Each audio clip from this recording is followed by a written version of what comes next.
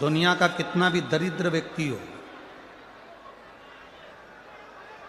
चाहे दुनिया का कोई व्यक्ति ऐसा हो जिसका कभी व्यापार चलता ही नहीं हो, उसने 50 बार बदल के देख लिया, फैक्ट्री चली नहीं रही, जिस काम को करने के लिए जाते हैं वो काम टल जाता है, आज की जगह कल, कल की जगह परसों, परसों की जगह नरसों, काम होता ही नहीं। बेटा बेटी का संबंध करने जा रहे हैं पर हो ही नहीं रहा।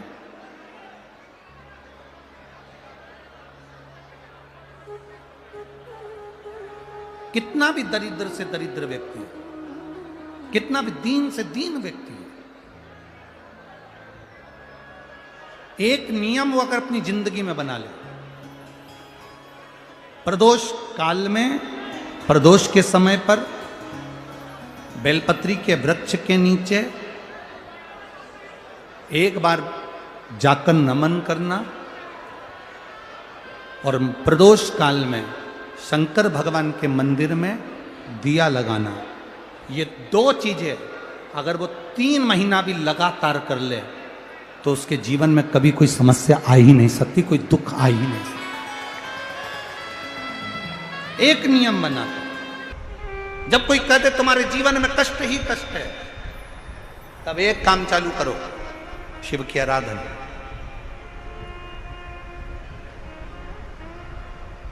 तब एक काम चालू करो, भगवान शंकर की आराधना। 3 चीजें अपना लो।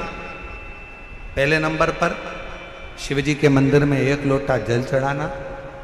दूसरे नंबर पर मंदिर में दिया लगा सकते हो तो ठीक है, नहीं तो एक कनेर का फूल पीला वाला, देखा है आप लोगों ने? जम के बोलो जरा। पीले कलर का कनेर का फूल एक, प्रदोष काल के समय पर अगर दीप लगा सको तो ठीक है, नहीं तो एक कनेर का फूल पीले कलर का, शिव जी के अशोक सुंदरी का स्पर्श। अशोक सुंदरी वाली जगह मालूम है ना आप लोगों को? फिर से आप समझ लें।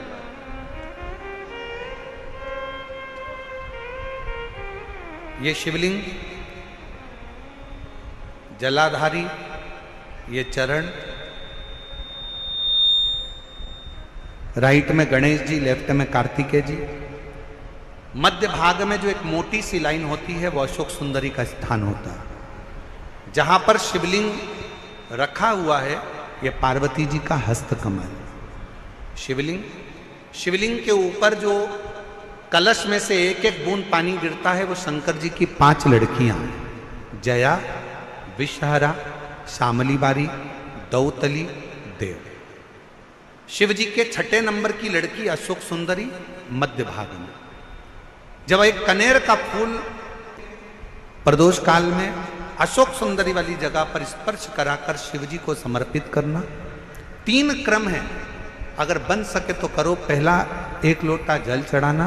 दूसरे नंबर पर अगर बहुत ज़्यादा तकलीफ की जिंदगी चल रही हो, बहुत कष्टमय जीवन चल रहा हो और सब ने कह दिया कि तुम्हारी किस्मत में तो धक्के ही लिखे हैं, केवल आप धक्के ही खाओगे, तो एक कनेर का पुष्प प्रदोष काल में अशोक सुंदरी का स्पर्श कराकर शिवलिंग पर चढ़ाओ और शिव की आराधना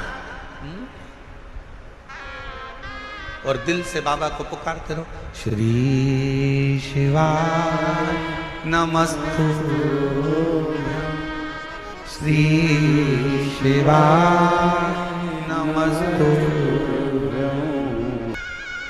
और मेरी जीजियों, मेरे जीजाओं, मेरी बेटियों, बेटाओं, मेरी माताओं, एक बात और आपसे कहना चाहूँ। जब आप पशुपतिनाथ का व्रत करो ना,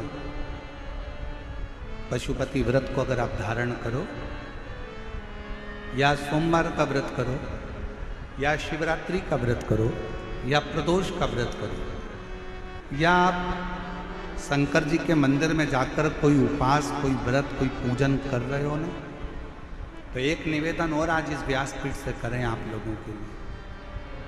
आपकी पूजन की थाली में सब कुछ है, सब कुछ।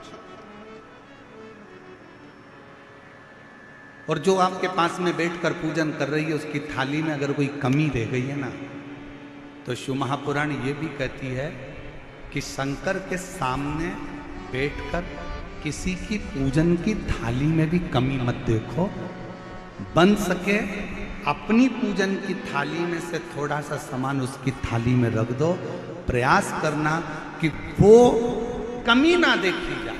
अगर हम भगवान की साक्षी में भी अगर कमी देखेंगे तो हमारे जीवन में कमियां बढ़ती चली जाए। हम क्यों कमी? हे गुरुजी, हमारी टेम्परेरी नौकरी है, बहुत कष्ट में हम, क्या करें हम?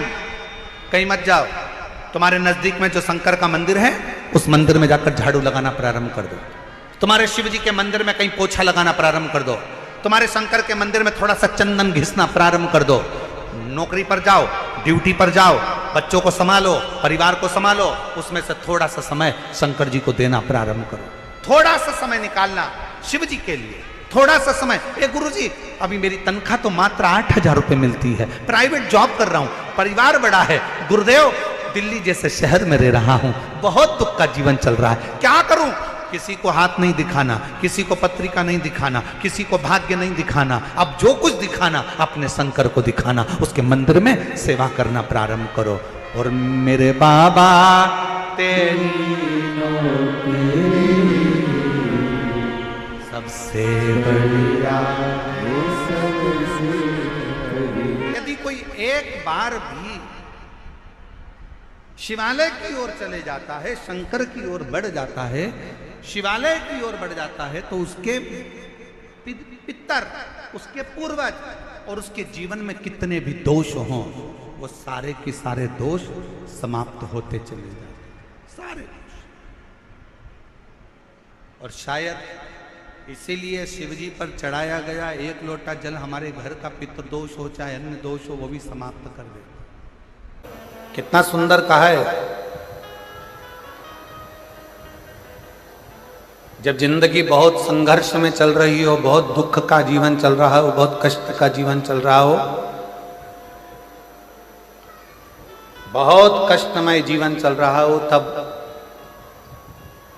शमी के 5 पत्ते, शमी के 5 पत्ते एक दुर्वा के साथ एक अक्षत चावल का एक दाना, वो भी हल्दी में भिंगोया हुआ हो या केसर में भिंगोया हुआ हो, शमी पत्र 5, एक दुर्वा, एक चावल का दाना, जो दिल से हृदय से बेलपत्री के वृक्ष के नीचे पार्थिव लिंग का निर्माण कर कर मट्टी का शिवलिंग बनाकर प्रदोष काल में, मतलब शाम के समय पर शिवलिंग बनाकर उस पे जल चढ़ाकर, जो ये 5 शमी का पत्र, एक दुर्वा और एक चावल का दाना, अपनी कामना कर कर, जो दुख चल रहा है बाबा से विनय कर कर एक एक पत्ता जब समर्पित कर दे, फिर एक दुर्वा समर्पित कर दे, फिर एक चावल का दाना समर्पित कर दे और बाबा का वहीं पर पुनः विसर्जन कर दे, 3 महीना तो जाने दो, 15 दिन के अंदर वो दुख कटता जरूर है, चाहे कोई भी दुख, किसी भी तरह का दुख क्यों हो। एक बेलपत्र के वृक्ष की परिक्रमा करने वाले को हजारों अश्वमेध यज्ञ का फल प्राप्त हो जाता है, हजारों अश्वमेध यज्ञ का फल प्राप्त हो जाता है। उसी तरह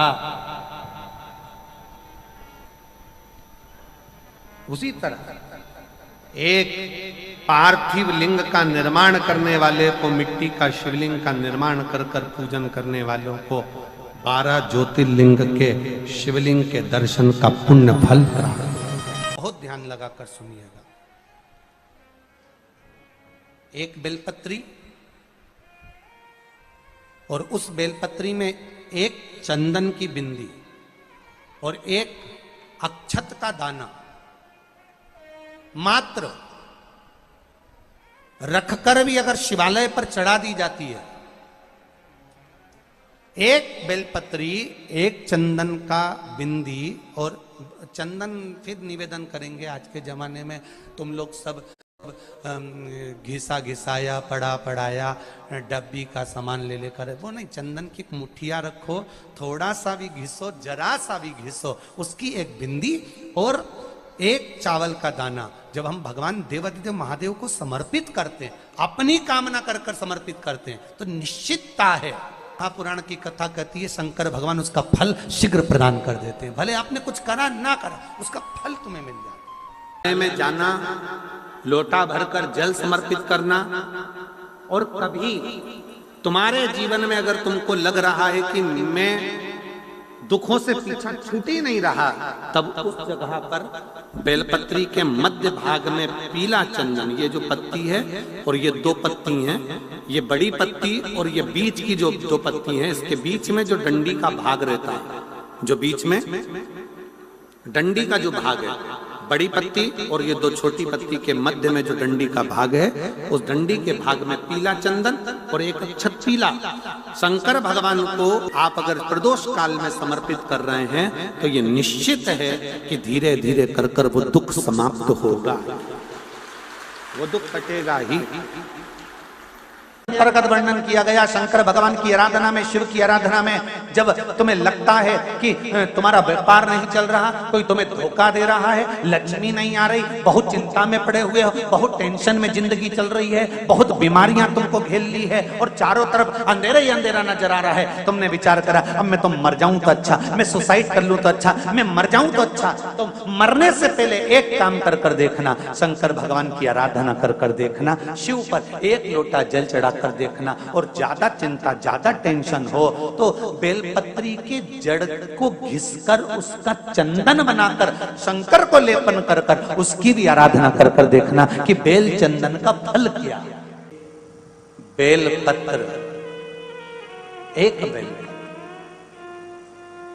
ये कोई साधारण नहीं,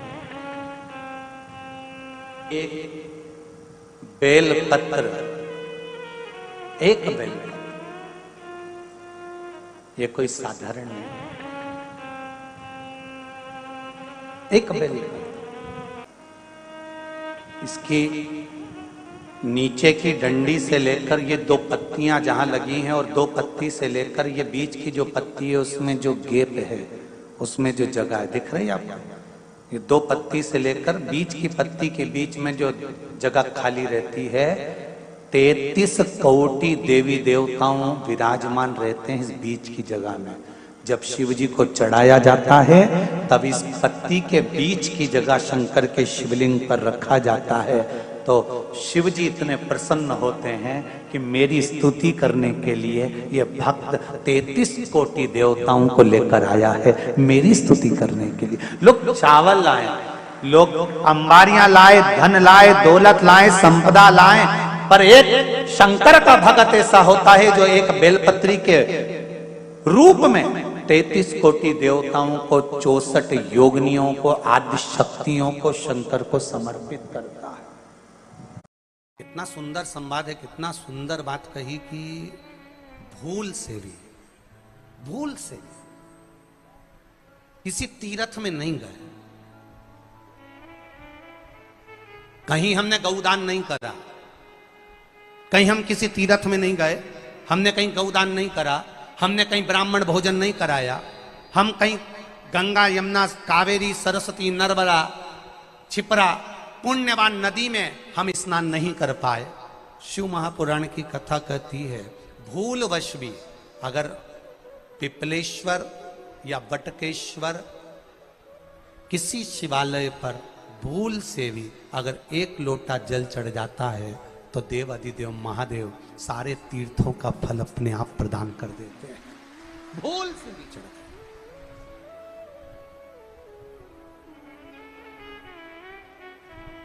एकांतेश्वर महादेव किसी तीर्थ में नहीं गए, कहीं हमने गौदान नहीं करा, कहीं हम किसी तीर्थ में नहीं गए, हमने कहीं गौदान नहीं करा, हमने कहीं ब्राह्मण भोजन नहीं कराया, हम कहीं गंगा यमुना कावेरी सरस्वती नर्मदा छिपरा पुण्यवान नदी में हम स्नान नहीं कर पाए। शिव महापुराण की कथा कहती है भूलवश भी अगर पिपलेश्वर या बटकेश्वर किसी शिवालय पर भूल से भी अगर एक लोटा जल चढ़ जाता है तो देव अधिदेव महादेव सारे तीर्थों का फल अपने आप प्रदान कर देते हैं। भूल से भी चढ़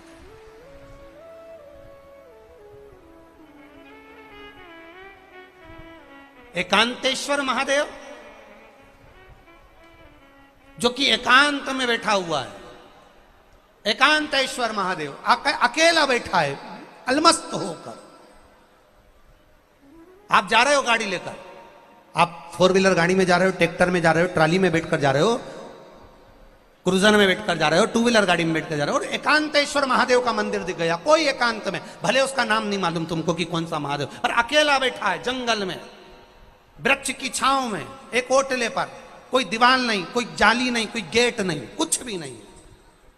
ये शिव मंदिर में जाकर एक लोटा जल समर्पित करती थी।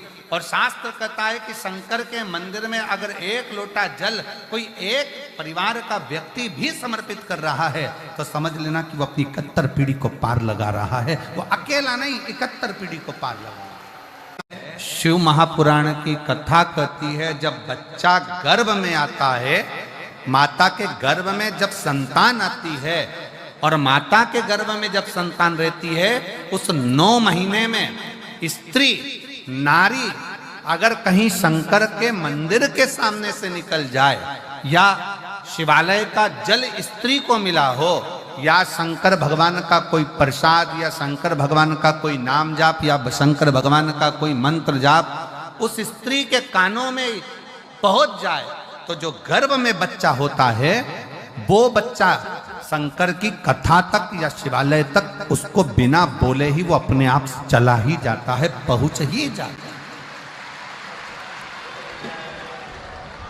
उस गर्भ में रहने वाले बच्चे को भगवान शंकर के मंदिर के सामने से भी कोई गर्भवती स्त्री निकल कर चली जाती है तो उसका भी फल उसको प्राप्त हो जाता है,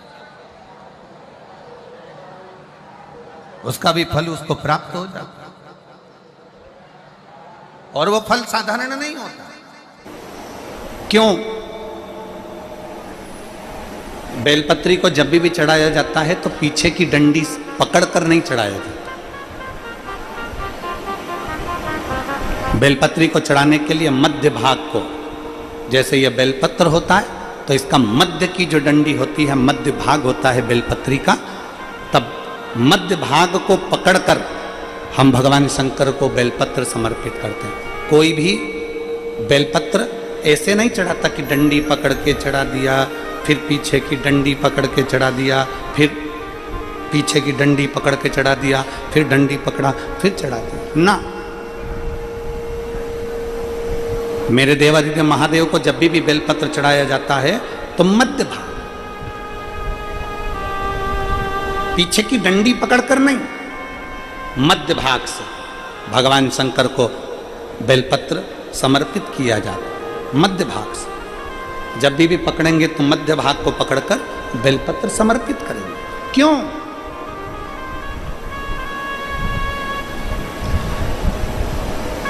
क्योंकि हमने भगवान शिव को मध्य भाग पकड़कर इसलिए समर्पित करा कि ये केवल बेलपत्र का मध्य भाग नहीं है मेरे शंभू, मेरे हृदय के मध्य भाग को मैं आपके चरणों में समर्पित कर रही हूं। मेरा दिल, मेरा हृदय, मेरा चित्त मैं आपको दे रही हूं। मध्य भाग एक विश्वास के साथ दे रही हूं। इतनी सुंदर बात नंदी ने कही है। नंदी ने ये बात जो कही वो वास्तव में बड़ी सुंदर है कि मान लो यदि कोई कार्य तुम्हारा हो नहीं रहा और पूरी दुनिया में तुमने कर कर देख लिया, बहुत प्रयास कर कर देख लिया, तो भी वो कार्य अगर तुम्हारा नहीं होता तो फिर एक काम करो कि शिव की स्तुति करो, शंकर की स्तुति, शंकर का गुणगान, शंकर की भक्ति, शंकर का स्मरण।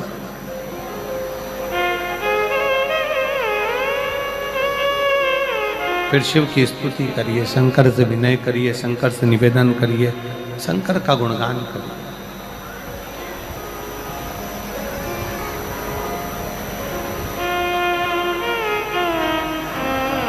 पर भगवान की भक्ति होती कब?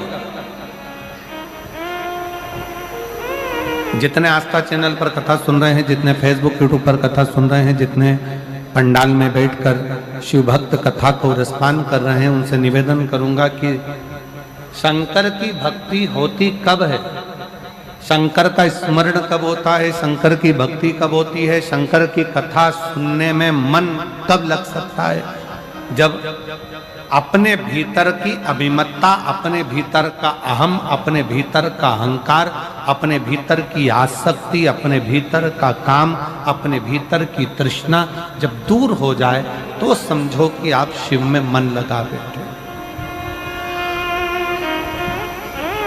कितने सारे लोग बैठे हैं यहाँ पर कथा में, सब पंडालों के अंदर लोग शिव भक्त बैठे हुए हैं। कई लोग ऐसे भी होंगे जिनका आकर बैठ तो गए पर दिल नहीं लगता। दो जल व्यक्ति के जीवन को बदलते।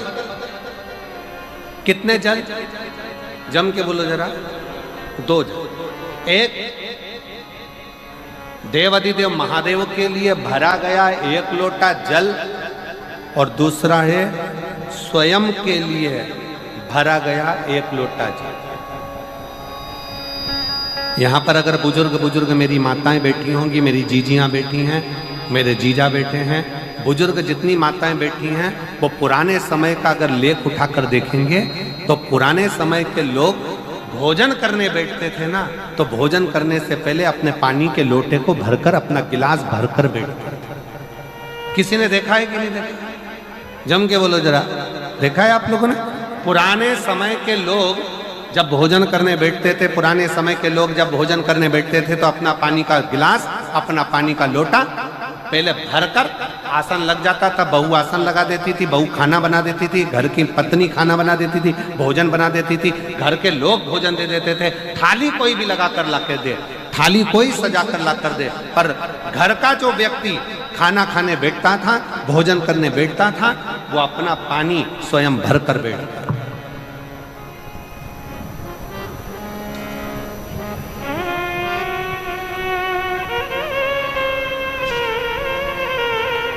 अब आज के जमाने में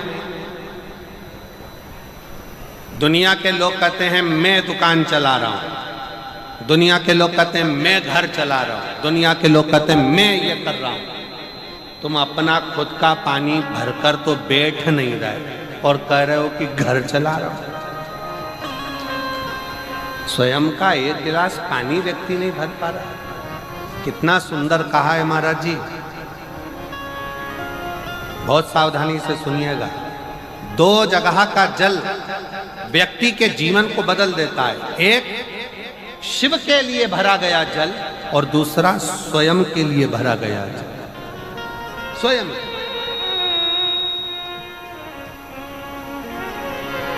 शंकर के मंदिर में जा रहे हो, एक लोटा जल अपने घर से भरकर लेकर चले जाओ और अपने घर में जब तुम भोजन करने बैठ रहे हो, जब तुम रोटी खाने बैठ रहे हो, भोजन करने बैठ रहे हो, भोजन ग्रहण करने बैठ रहे हो, जब तुम भोजन को ग्रहण करने के लिए बैठ रहे हो, तब अपने घर में जब तुम भोजन ग्रहण करने बैठ रहे हो तो एक लोटा जल या एक गिलास पानी भर कर बैठो। बहू अच्छी है, पानी भरेगी, मना नहीं है। बेटा अच्छा है, पानी भरेगा, मना नहीं है। पोता अच्छा है, पोती अच्छी है, नाती अच्छा है, पंती अच्छा है, घर में सब अच्छे हैं। तुम्हारी पत्नी भी अच्छी है, तुम खाना खाओगे तो वो पानी ला कर दे देगी। तुम्हारी बहू भी अच्छी है, तुम भोजन करोगे तो वो पानी ला कर दे देगी। तुम्हारा परिवार का हर व्यक्ति अच्छा है, तुम्हारा कहना मानता है। तुम जिमने बैठोगे, भोजन करने बैठोगे तो वो पानी ला कर देगा। पर शिव पुराण की कथा कहती है, जो व्यक्ति भोजन करते समय अपना जल स्वयं भर कर बैठता है, उसकी जिंदगी में से 3 रोग समाप्त हो जाते हैं। कितने रोग समाप्त हो जाते हैं? 3। पहला, अपना जल स्वयं भर कर बैठने वाले के घुटने का कभी भी डॉक्टर उसके घुटने बदलने का बोलेगा ही नहीं, घुटना बदल ही नहीं सकता। स्वयं का जल भर कर बैठे। दूसरे नंबर पर, जिसकी रीढ़ की हड्डी में कमर से लेकर कंधे तक जिसकी हड्डी में दर्द होता हो, या जो सुबह सुबह सोकर उठता हो और उसके कंधे दुखते हो या पीठ दुखती हो। दूसरे नंबर का रीढ़ की हड्डी का दर्द। और तीसरे नंबर का, डॉक्टर को दवाई खा खा कर परेशान हो गए और आधा सिर का रोग, भुकुटी, ये भौएं दुखती हो, सिर दुखता हो, ये कान के पास का दर्द होता हो, तो अपना भोजन करते समय अपना पानी स्वयं भर कर बैठो, आपको ये 3 रोग से मुक्ति अपने आप मिलना प्रारंभ होगा, अपने आप। अब किसी ने कहा गुरुजी पत्नी पानी ला कर देती है, पति पानी ला कर देता है, बेटा पानी ला कर देता है, बहू पानी ला कर देती है, पोता पोती पानी ला कर देते हैं, नाती पंती पानी ला कर देते हैं, नौकर लगे घर में वो पानी ला कर देते हैं, सेवादार लगे घर में वो पानी ला कर देते हैं, तो हमको पानी लाना क्यों जरूरी है? तो अग्नि पुराण में वर्णन आता है कि जो घर में पानी जिस मटके में भरते हो, जिस हंडे में भरते हो, जिस बाल्टी में भरते हो, जिस टंकी में पानी भरते हो, पीने का पानी जिस हंडे में, मटके में, बल्टोई में, जिस गगरे में तुम भरते हो, वो स्थान पितरों का स्थान रहता है। जब हम पानी भरकर भोजन करने बैठते हैं तो हमारे पितर भी उस स्थान पर आकर निश्चित जगह पर बैठते हैं, और जब हम भोजन ग्रहण करते हैं तो हमारे पितरों के भाव का आशीर्वाद हमारे ऊपर पड़ जाता है, जिससे हमारे 3 दर्द समाप्त हो। स्वयं भरो, स्वयं।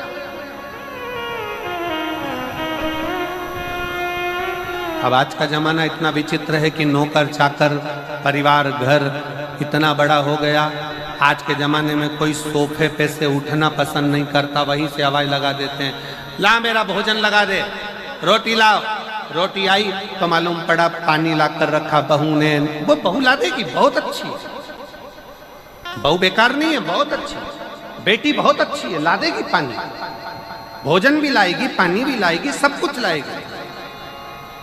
पर पहला फर्ज अपना है, जब तक शरीर चले, पांव चले, हाथ पैर चले, और तुम पलंग पर नहीं पड़े हो, तुम्हारा शरीर अगर चल रहा है तो पहले रसोई घर में जाओ, लोटा भर, लोटा नहीं भर सकते तो गिलास भरो, गिलास नहीं भर सकते तो थोड़ा सा कटोरी में पानी भरो, पर अपने पीने के लिए थोड़ा सा जल स्वयं के लिए लेकर आओ। वो जल इतना कारगर होगा कि तुम्हें रोग से निवारण करता चले जाएगा, रोग समाप्त करता चलेगा।